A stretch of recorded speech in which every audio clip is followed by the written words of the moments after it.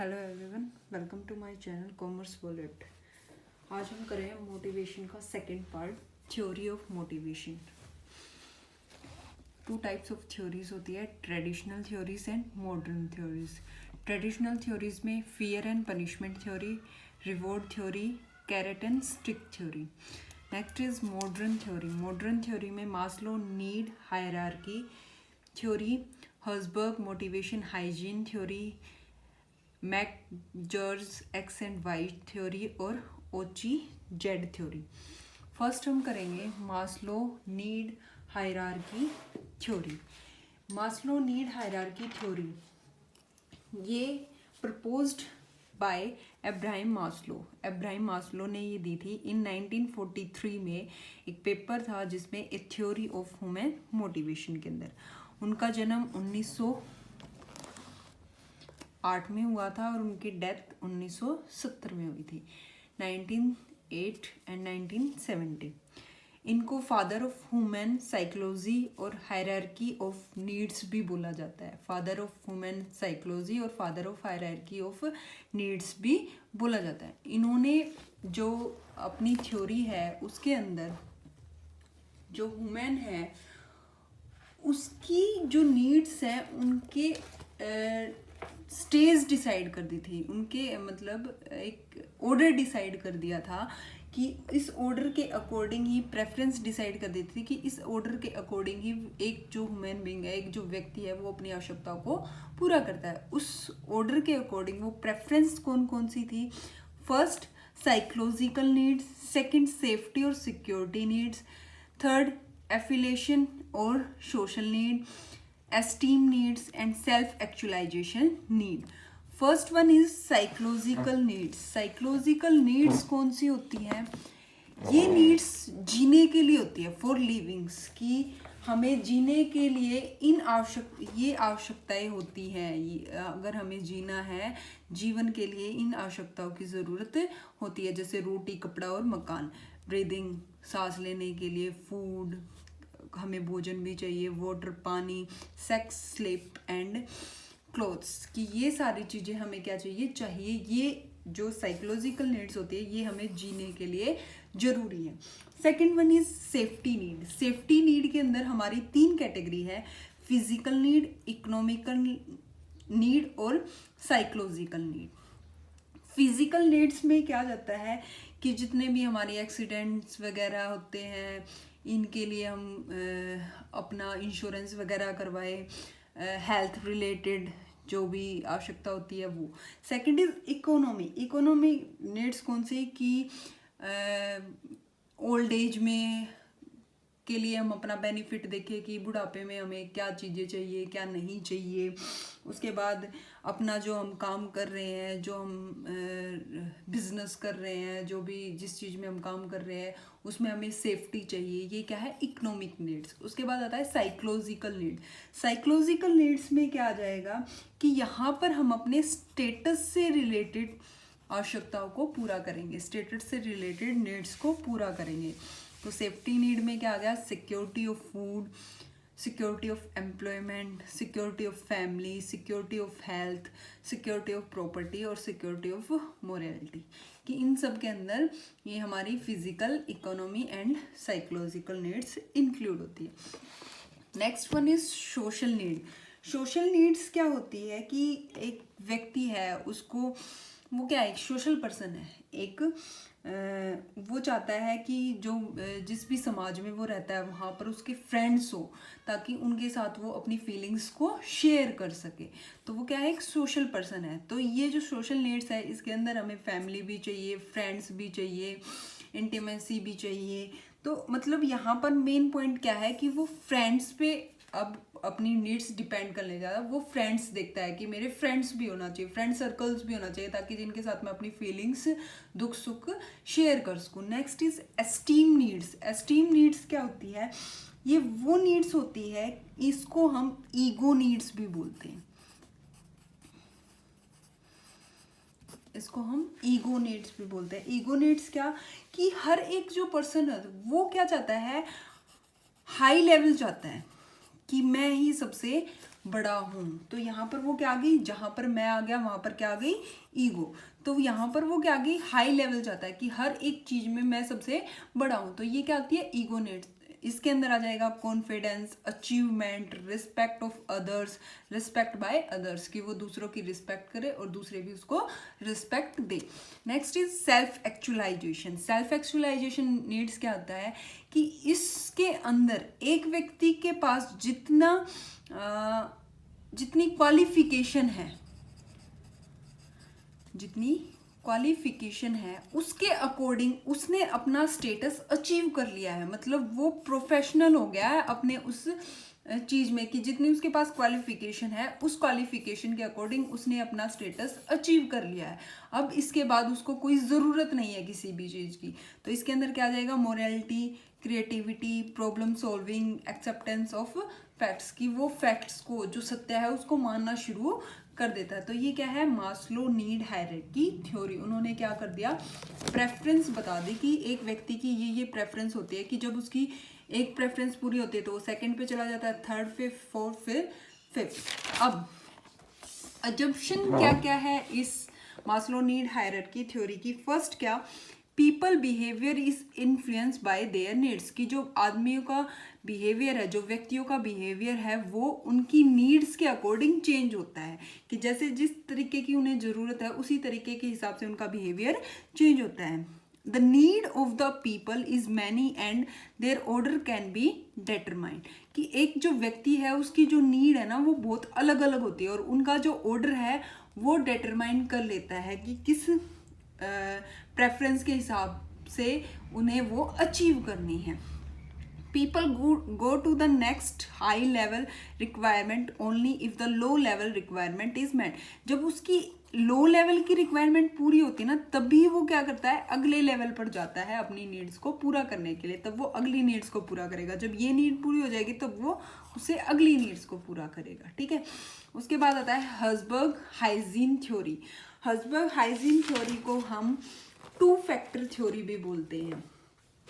After arriving at the interview of employ, ये कब की गई कि इन्होंने जो इनके एम्प्लॉय थे उनका इंटरव्यू लिया, उसी के हिसाब से हर्जबर्ग ने हाइजीन थ्योरी दी।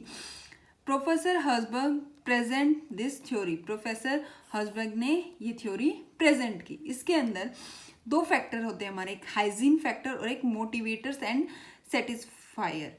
कि हाइजीन फैक्टर क्या है, it's referred to the factor that eliminate job dissatisfaction.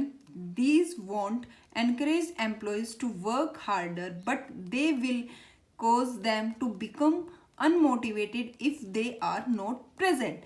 कि ये वो फैक्टर हैं जो एक व्यक्ति को काम करने के लिए एनकरेज तो नहीं करते, लेकिन अगर ये फैक्टर उस बिजनेस के अंदर या उस कंपनी के अंदर नहीं है तो इससे उनकी जो एम्प्लॉयज़ होते हैं वो अनमोटिवेट होते हैं, मतलब काम ठीक से नहीं करते।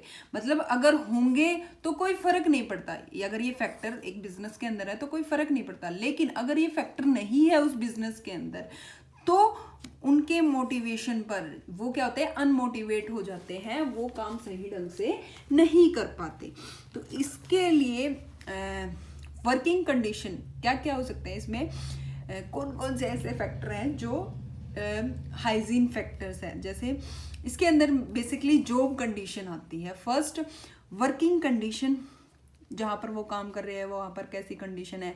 टेक्निकल इंस्पेक्शन, कि जो टेक्निकल इंस्पेक्शन होता है वो कैसा होता है, सैलरी क्या है, सिक्योरिटी ऑफ एम्प्लॉयमेंट, जो एम्प्लॉई है वहाँ की सिक्योरिटी क्या है, उनको सिक्योरिटी क्या दी जा रही है, स्टेटस क्या है, क्या किस पोस्ट पे है, वो इन्वायरमेंट, जिस इन्वायरमेंट में वो काम करे वो इन्वायरमेंट कैसा, वो इन्वायरमेंट अगर अच्छा होगा तो वो काम और अच्छे ढंग से करेंगे, लेकिन अगर अच्छा नहीं है तो भी वो काम कर रहे हैं लेकिन इतने अच्छे तरीके से नहीं कर रहे।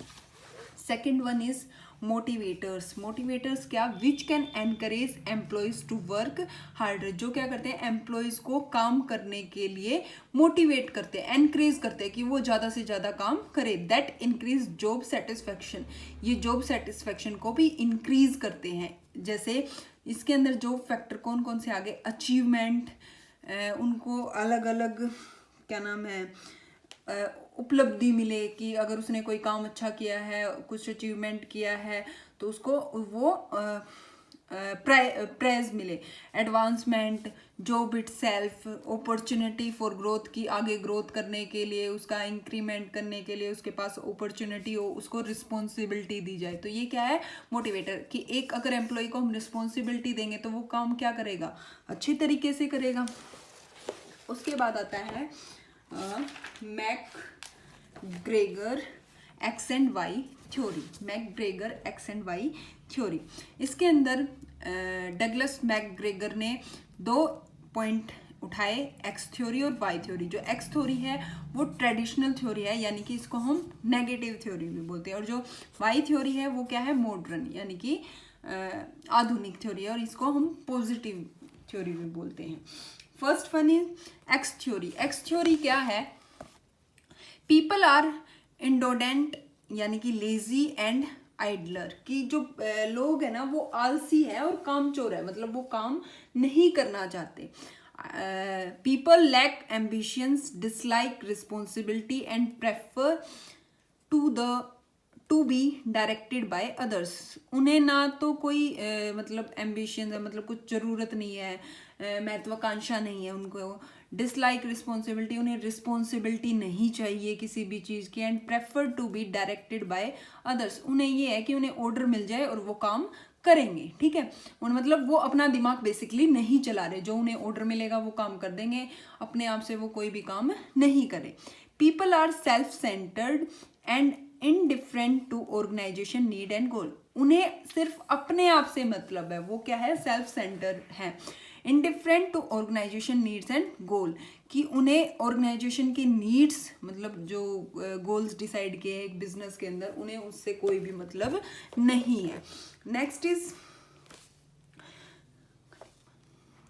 पीपल आर जनरली गलीबल, यानी कि innocent, not very sharp and bright, वो इनोसेंट है, मतलब वो क्या है, उन्हें समझ नहीं है, वो very sharp and bright, not very sharp, ना तो वो ज़्यादा समझदार है ना ही वो ब्राइट है। अब इस थ्योरी के अंदर काम कैसे करवाया जाता है, कि इस थ्योरी के अंदर वर्कर से काम करने के लिए उनको डराया जाता है, पनिशमेंट दी जाती है और उनके ऊपर कंट्रोल रखा जाता है, कि अगर वो कोई काम गलत करेंगे तभी की तभी उन्हें क्या मिल जाएगी, पनिशमेंट मिल जाएगी। Next one is Y theory. Y theory क्या, people like to work in favourable condition, कि इस कंडीशन के अंदर जो पीपल है, जो लोग हैं, वो क्या करते हैं, काम करना चाहते हैं, लेकिन कंडीशन क्या होनी चाहिए, फेवरेबल होनी चाहिए, अच्छी होनी चाहिए। पीपल आर एम्बिशियंस, वो महत्वाकांक्षी होते हैं, लाइक रिस्पॉन्सिबिलिटी, वो रिस्पॉन्सिबिलिटी लेना चाहते हैं, एंड मैटरलाइज्ड, यानी कि वो काम भी करना चाह रहे हैं। उसके बाद people want their organisation success, वो अपने ऑर्गेनाइजेशन को सक्सेस, आगे बढ़ना देखना चाह रहे हैं। People have need for achievement, उन्हें अचीवमेंट चाहिए, मतलब वो आगे बढ़ना चाह रहे हैं। इसके अंदर काम करवाने के लिए, एम्प्लॉयज़ को काम करवाने के लिए यहाँ पर जो मोटिवेटर्स होते हैं वो क्या करते हैं, उनको एक इन्वायरमेंट अच्छा दे देते हैं, जिससे वो क्या करे, काम अच्छी तरीके से कर सके। Next is Ouchi Z theory. Ouchi Z theory क्या है, कि ये basically based on Japanese management system, ये जापान के मैनेजमेंट सिस्टम पर बेस्ड है। Theory Z stress the need to help workers become generalist rather than specialist, जो specialist है उन पर इतना ध्यान नहीं देती जेड थ्योरी, बल्कि क्या करती है, जो वर्कर्स है वो सीखे, वो जर्नलिस्ट बने, मतलब वो जागरूक हों, तो जेड थ्योरी ये बोलती है। फीचर्स क्या क्या है जेड थ्योरी के, फर्स्ट है इन्वॉल्वमेंट ऑफ एम्प्लॉयज़, की एम्प्लॉयज़ की जो भी कर्मचारी है उनकी क्या हो, इन्वॉल्वमेंट हो बिजनेस के अंदर, मैनेजमेंट के अंदर। अब ये इन्वॉल्वमेंट 3 तरीके से हो सकती है। फर्स्ट क्या, कि सबसे पहले जो मैनेजमेंट होता है वो हिस्सा, वो नहीं चाहता कि जो एम्प्लॉयज़ है वो बिजनेस के अंदर, बिजनेस की मैनेजमेंट के अंदर हिस्सा ले, लेकिन इस केस में क्या करता है मैनेजर, सिर्फ उनसे इंफॉर्मेशन कलेक्ट कर लेता है, कोई भी उनको पार्ट लेने नहीं दे रहा, सिर्फ इंफॉर्मेशन तक ही पार्ट लेने दे रहा है। सेकंड पार्ट क्या है, सेकंड पार्ट में जो मैनेजर है वो क्या करता है, कि जो सारी रिस्पॉन्सिबिलिटी होती है उनसे क्या लिया जाता है, सजेशन लिया जाता है कि हमें क्या करना चाहिए, ये प्रॉब्लम है। लेकिन जो लास्ट में डिसीजन होता है वो किसका होता है, मैनेजर का ही होता है। थर्ड वन क्या, कि यहाँ पर सारे डिसीजन भी और सारी रिस्पॉन्सिबिलिटी भी और प्रॉब्लम सॉल्व भी कौन करता है, एम्प्लॉयज करना है। यानी कि ये 3 तरीके से हम मैनेजमेंट के अंदर इन्वॉल्वमेंट करवा सकते हैं एम्प्लॉयज की। Second one is establishment of informal organisation structure. Organisation structure 2 types का होता है, फॉर्मल और इनफॉर्मल। फॉर्मल स्ट्रक्चर में क्या, कि यहाँ पर हम क्या कर देते हैं, डिसाइड कर देते हैं कि ये आपका बॉस है, ये आपका सबॉर्डिनेट है, यानी कि आप इसके वर्कर हो। लेकिन इनफॉर्मल ऑर्गेनाइजेशन स्ट्रक्चर में क्या होता है कि सभी एक लेवल पर है, कोई भी अलग लेवल पर नहीं है, मतलब कोई भी किसी से भी बात कर सकता है। एस्टेब्लिशमेंट ऑफ ट्रस्ट, कि जितने भी मैनेजर्स हैं, एम्प्लॉयज़ हैं, गवर्नमेंट है, जितने भी सुपरवाइजर है, उनके बीच में आपस में ट्रस्ट हो, यानी कि वो एक दूसरे पर ट्रस्ट करते हो। अगर कोई इन्फॉर्मेशन है तो वो उस पर ट्रस्ट करे। और जितने भी क्या नाम है, इससे क्या होगा, आपस में कोऑर्डिनेशन बनेगा। कोऑर्डिनेशन बनेगा तो क्या होगा, जितनी भी लड़ाई झगड़े हैं वो क्या होंगे, कम होंगे। Establishment of strong relation between organisation and employees, कि एम्प्लॉयज और ऑर्गेनाइजेशन के बीच में क्या होगा, अच्छा स्ट्रॉन्ग रिलेशन बनेगा। स्ट्रॉन्ग रिलेशन कैसा बनेगा, कि जब जो ऑर्गेनाइजेशन है वो एम्प्लॉयज़ की नीड को सेटिस्फाई करे, उसको सैलरी अच्छी दे, उसके जितनी भी लाइफ में रिटायरमेंट के बाद अच्छे बेनिफिट दे, उसको पॉलिसी के बारे में, डिपार्टमेंट के बारे में, हर डिपार्टमेंट के एम्प्लॉयज़ को हॉरिजेंटल इन्वायरमेंट यानी कि इनफॉर्मल कम्युनिकेशन करने का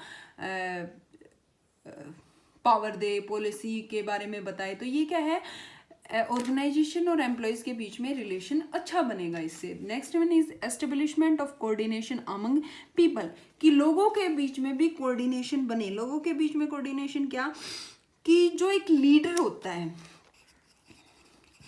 वो क्या होता है, कोऑर्डिनेटर होता है एक बिजनेस के अंदर। अब लीडर क्या है, लीडर वो सेल्फिश ना हो, मतलब लेस सेल्फिश मोर कोऑपरेटिव, कि जो लीडर है वो सेल्फिश ना हो, बल्कि वो क्या हो, लेस सेल्फिश मोर कोऑपरेटिव, कि वो सेल्फिश ना होकर पूरे जो उसके फॉलोवर्स है उनके बारे में भी वो सोचे। अब criticism of Z theory, Z theory के क्रिटिसिज्म क्या क्या है। First is lack of requirement efficiency for participation, कि कई बार क्या होते हैं कि कोई एम्प्लॉयज़ पार्टिसिपेशन नहीं करना चाहता मैनेजमेंट में, उसको दिलचस्पी नहीं है, वो नहीं चाहता कि मैं मैनेजमेंट में पार्ट लो। तो ये क्या है, लैक ऑफ रिक्वायरमेंट, ये क्रिटिसिज्म है। लैक ऑफ रेसिप्रोकल लॉयल्टी, अब क्या ज़रूरी नहीं है कि हर एक एम्प्लॉय लॉयल हो या हर एक मैनेजर लॉयल हो। कई बार क्या होता है कि जो एम्प्लॉयज़ होते हैं वो इतने लॉयल नहीं होते कि वो एक कंपनी के अंदर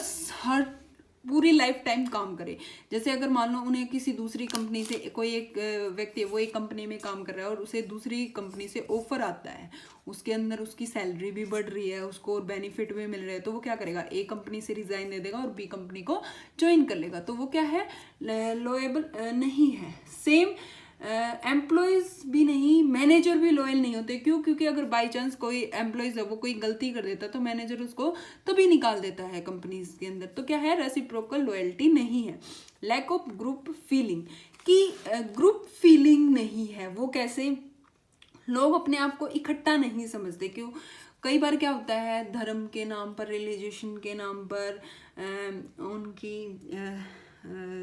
उनकी जाति के नाम पर, उनकी लैंग्वेज के रूप में, उनकी जो पसंद है उसके अकॉर्डिंग क्या कर देते हैं, कैटेगरी डिसाइड कर देते हैं। वो जो पहनने के ढंग से कैटेगरी डिसाइड कर देते हैं, जिससे क्या होता है वो आपस में इकट्ठे नहीं रह पाते, अलग अलग ग्रुप बन जाते हैं। तो वो होते हैं, ग्रुप फीलिंग नहीं आती।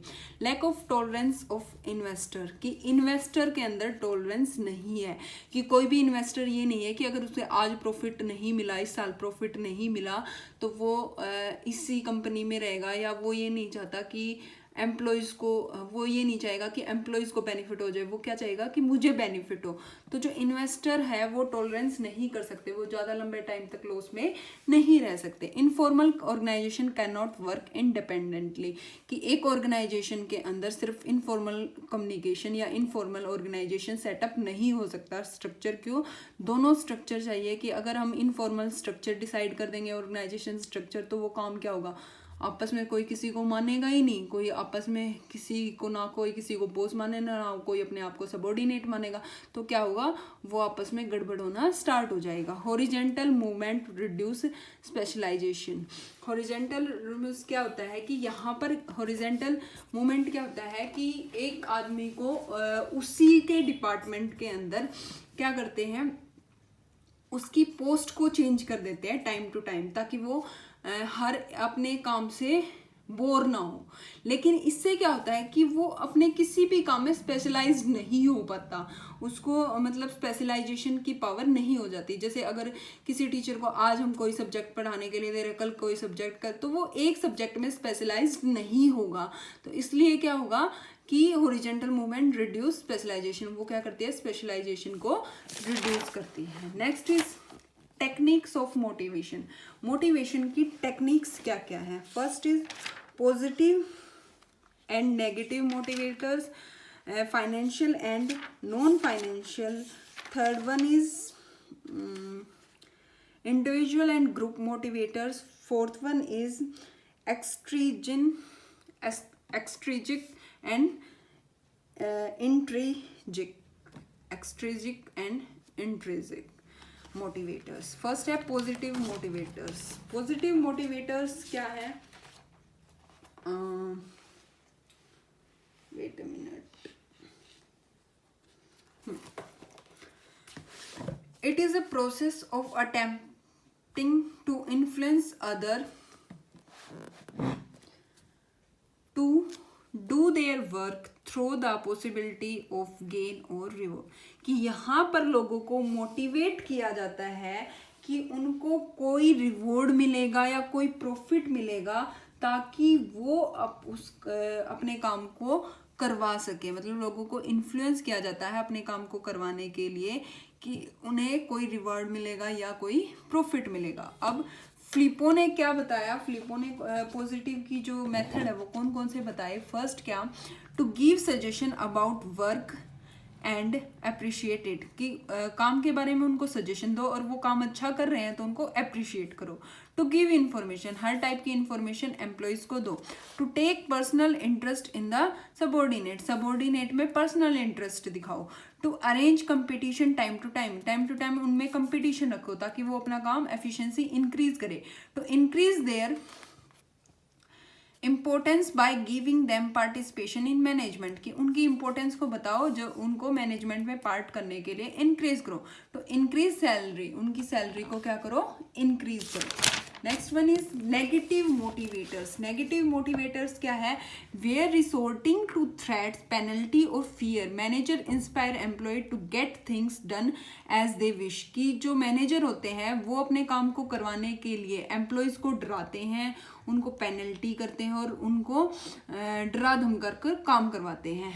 ये क्या होता है, ये जो नेगेटिव मोटिवेटर्स होता है ये सिर्फ शॉर्ट टर्म के लिए ही, शॉर्ट टर्म के लिए ही हम यूज कर सकते हैं, लॉन्ग टर्म के लिए यूज नहीं कर सकते। In long run negative motivation reduce productivity, अगर हम लंबे टाइम के लिए इस मोटिवेटर्स को यूज करेंगे तो क्या करेगा, प्रोडक्टिविटी घटा देगा। इसके अंदर जैसे फ्राइटनिंग देम, उनको डरा कर काम किया जाए। क्रिटिसाइज, उनकी हर टाइम क्रिटिसाइज करते रहे, मतलब उनको डांटते रहे, उनकी नेगेटिविटी बताते रहे। इग्नोरिंग और ट्रीटिंग देम, उनके साथ बहुत गंदा व्यवहार करे। टेकिंग पेनल एक्शन, कि उनके साथ कठोर से कठोर एक्शन लिया, कि कोई गलती कर दी तभी उसके साथ कोई फाइन लगा दिया, उनकी सैलरी काट ली। Threatening removing from service, threatening removing from service, कि उन्हें अगर कोई गलती हो जाती तो उनको डरा के रखा जाए कि तुम्हें नौकरी से निकाल दिया जाएगा। Next one is financial motivators. Financial motivators क्या, it's refer to the motivators which are in direct monetary form और मेजरेबल इन मॉनेटरी टर्म, की जो मॉनेटरी फॉर्म में हो या उनको हम आसानी से मॉनेटरी टर्म में कन्वर्ट कर सके। जैसे बोनस हो गया, उन्हें बोनस मिले, प्रॉफिट शेयरिंग, लाभों में हिस्सा दिया जाए, पे एंड अलाउंस, इसके अंदर डी आ गया, बेसिक सैलरी इंक्रीज कर दी जाए, प्रेज उनकी प्रशंसा की जाए, सॉरी रिटायरमेंट बेनिफिट, लास्ट जब वो रिटायर होते हैं उनको बेनिफिट मिले, को पार्टनरशिप मतलब उनको कंपनी के अंदर शेयर दी जाए। Next one is non financial motivator. Non financial motivators क्या होते हैं? Which are not directly related with money, वो क्या है, मनी से डायरेक्टली रिलेटेड नहीं है। इसके अंदर क्या आ जाएगा? स्टेटस, कि उनका पद क्या है, किस पोस्ट पे है वे, ऑर्गेनाइजेशन क्लाइमेट, कि जो इन्वायरमेंट है ऑर्गेनाइजेशन के अंदर जो वातावरण है वो कैसा है, जॉब सिक्योरिटी, उनकी जॉब सिक्योर है या नहीं है, प्रेज उनकी प्रशंसा कर दी जाए, गारंटी ऑफ जस्टिस, कि इन केस अगर उनके साथ अन्याय हो रहा है तो उनको न्याय जरूर मिलेगा, फियरलेस इन्वायरमेंट, की कोई डर वाला इन्वायरमेंट ना हो, वो भी झिझक अपना काम कर सकते हैं। जॉब रोटेशन एंड अल्टरनेशन, कि उनको जॉब रोटेशन ना दिया जाए, कि वो जिस जॉब पे है वो उसी जॉब पर रहे। Next one is individual motivators. Individual motivators क्या होते हैं? Incentive are given to an employee in personal way to give more an encouragement toward the task, कि इनके अंदर वो इंसेंटिव होते हैं कि जो एम्प्लॉयज जो होते हैं ना उनको पर्सनल वे में, मतलब अकेले में वो इंसेंटिव दिए जाते हैं ताकि वो एनकरेज हो जाए उस काम को करने के लिए। इसके अंदर क्या आ जाएगा? जैसे प्रेज सर्टिफिकेट, कि उसको प्रशंसा का सर्टिफिकेट मिल जाए अलग से, करेक्टर सर्टिफिकेट मिल जाए। मतलब यहाँ पर बेसिकली क्या, सिर्फ एक इंडिविजुअल को ही वो बेनिफिट मिल रहा है। अपॉर्चुनिटी टू ग्रोथ, की किसी को अपॉर्चुनिटी मिल जाए कि आप मैनेजर बन सकते हो। जॉब सेफ्टी, कि किसी की जॉब सिक्योर हो जाए कि उसे लाइफ टाइम तक कंपनी से नहीं निकाला जाएगा। सैलरी इंक्रीमेंट, किसी मेंबर की सैलरी क्या कर दी जाए, इंक्रीज कर दी जाए। तो ये सारी चीज़ें क्या है, इंडिविजुअल मोटिवेटर्स। ये क्या मॉनेटरी फॉर्म में भी हो सकता है और नॉन मॉनेटरी फॉर्म में। उसके बाद group motivators, not related to the specific individual, किसी इंडिविजुअल से स्पेसिफिक रिलेटेड नहीं है बट ए ग्रुप, लेकिन एक ग्रुप से स्पेसिफिक रिलेटेड है। Both in monetary and non monetary, दोनों उसमें दे सकते हैं। इसके अंदर जैसे शील्ड, ट्रॉफी और बोनस आ गया। अब जैसे इन दोनों में डिफरेंस समझने के लिए, कोई क्रिकेट का मैच है, कोई टीम क्रिकेट का मैच जीत गई, लेकिन उस टीम के अंदर एक मैन ऑफ द मैच होता है। जो मैन ऑफ द मैच है वो क्या है, एक इंडिविजुअल मोटिवेटर्स है, ठीक है। और जो टीम जीती है उसको जो ट्रॉफी मिलती है वो क्या है, ग्रुप मोटिवेटर्स है। कि अगर हम मैन ऑफ द मैच किसी आदमी को अलग से दे रहे हैं तो वो क्या है, इंडिविजुअल मोटिवेटर्स है। और अगर किसी को ट्रॉफी मिल रही है, ट्रॉफी क्या हो रही है, पूरी टीम को मिल रही है, तो वो क्या है, ग्रुप मोटिवेटर्स है। उसके बाद आता है intrinsic motivators, refer to behaviour that, this one, ये देखो, intrinsic motivation occurs when we act without any obvious external reward. We simply enjoy an activity or see it is an opportunity to explore, learn and actualize our potential. कि इसके अंदर क्या होता है कि हमें कोई एक्सटर्नल रिवॉर्ड नहीं मिल रहा, बल्कि हमें क्या हो रहा है, वी सिंपली इंजॉय, उस एक्टिविटी को इंजॉय कर रहे हैं, हमें अपनापन फील हो रहा है उस एक्टिविटी में। और see it as an opportunity, कि ये हमारे लिए एक अपॉर्चुनिटी है अपने आप को एक्सप्लोर करने की, और learn and actualise our potential, कि हमारे अंदर कितनी पोटेंशियल है कि हम इस काम को कर सकते हैं या नहीं कर सकते। तो ये क्या होता है, ये बेसिकली नॉन मॉनेटरी फॉर्म में होती है, नॉन मॉनेटरी फॉर्म में ये मोटिवेटर्स होते हैं। Next one is extrinsic motivators. Extrinsic motivators में क्या आता है, refers to behaviour that is driven by external reward such as money, fame. इसके अंदर क्या होता है, उन्हें एक्सटर्नल रिवॉर्ड दिया जाता है, वो रिवॉर्ड अभी नहीं मिलता लेकिन बाद में मिलता है, लेकिन मिलता ज़रूर है। जैसे फेम हो गया, ग्रेड एंड प्रेज हो गया। जैसे रिटायरमेंट के बाद उन्हें क्या होगा, रिटायरमेंट के बाद उनकी पेंशन हो जाएगी, तो ये सारी चीज़ें क्या है कि उन्हें मिल रहा है वो पैसा, लेकिन अभी नहीं मिल रहा, एट ए टाइम पे नहीं मिल रहा, लेकिन वो उसका बेनिफिट अभी से उठा रहे हैं। अब क्या है प्रॉब्लम इन मोटिवेशन, मोटिवेशन के अंदर क्या क्या प्रॉब्लम आती हैं। First one is a costly effort, कि जो मोटिवेशन है ना वो एक कॉस्टली प्रोसेस है, कॉस्टली मेथड है। वो कैसे कि अगर हम मोटिवेट करते हैं तब भी जो एम्प्लॉयज़ होता है वो अपनी एफिशिएंसी का यूज़ नहीं करता प्रॉपर तरीके से, तो ये क्या होता है कॉस्टली होता है कि हम इसमें पैसा भी बर्बाद कर रहे हैं, उनको बेनिफिट भी दे रहे हैं, लेकिन हमें इतना रिजल्ट नहीं मिल रहा। ट्रबल मेकिंग एम्प्लॉयज़, कुछ एम्प्लॉयज़ होते हैं कि उन्हें ट्रबल देना ही है, मुसीबत देनी ही है, वो ना तो कोई किसी पॉलिसी को काम करने देंगे, ना ही बिजनेस में आगे बढ़ने देंगे, ना किसी टेक्निक को आसानी से एक्सेप्ट करेंगे। मतलब उनका काम क्या है कि काम को रोकना, वो किसी भी तरीके से उस काम को नहीं होने देंगे।